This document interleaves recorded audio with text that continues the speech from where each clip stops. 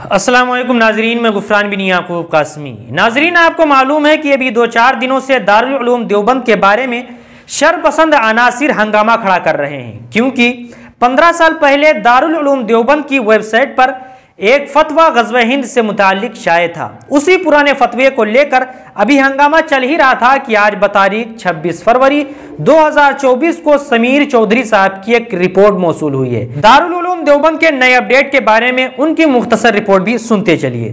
वो लिख रहे हैं कि हंगामे के दरमियान दारुल उलूम देवबंद की मजलिस शूरा का से रोज़ा इजलास 28 फरवरी से फतवा वेबसाइट बंद की जा सकती है।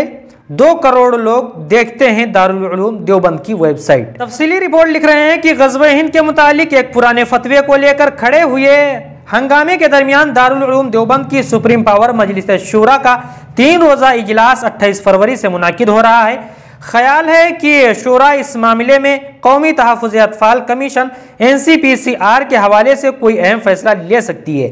साथ ही दारुल उलूम देवबंद की ऑनलाइन फतवा सर्विस और फतवा वेबसाइट को भी बंद करने पर गौर किया जा रहा है।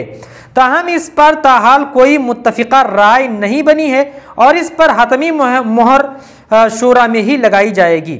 दूसरी तरफ दारुल उलूम देवबंद के मोहतमीम मौलाना मुफ्ती अबुल कासिम नोमानी ने अपना तहरीरी जवाब DMSP को भेज दिया है।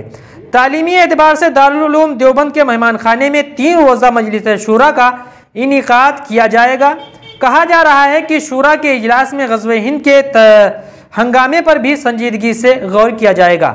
ख्याल है कि मजलिस शूरा के अरकान NCPCR के जरिए ग़ज़वे हिंद का मसला उठाने के हवाले से कोई ठोस फैसला ले सकते हैं। दारुल उलूम देवबंद हंगामे के बाद अपनी फतवा वेबसाइट बंद करने का भी मंसूबा बना रहा है। ताहम इस हवाले से अभी तक हतमी फैसला नहीं लिया गया। ऐसे में ख्याल है कि दारुल उलूम देवबंद की मजलिस शूरा में ही कोई हतमी फैसला होगा। आपकी मालूमात के मुताबिक बता दें कि दारुल उलूम देवबंद की वेबसाइट को हर माह हिंदुस्तान और बैरून मुल्क से तकरीबन 2 करोड़ लोग देखते हैं। दारुल उलूम देवबंद का दारुल इफ्ता से 1 लाख से ज़्यादा फतवे दिए जा चुके हैं। 2008 के बाद फतवा के ऑनलाइन होने के बाद से अब तक 40,000 से ज़्यादा फतवे दिए जा चुके हैं। उधर अभी तक दारुल उलूम देवबंद के खिलाफ किसी भी मामले में कोई रिपोर्ट दर्ज नहीं हुई है। SSP सहारनपुर ने कहा कि इस मामले में SDM और CO की एक कमेटी तश्कील दी गई है जो तफ्तीश कर रही है। तहकीकाती रिपोर्ट ताहाल मौसूल नहीं हुई। तहकीकाती रिपोर्ट की बुनियाद पर मजीद कार्रवाई की जाएगी। नाज़रीन, समीर चौधरी साहब की रिपोर्ट मुझे अभी मौसूल हुई।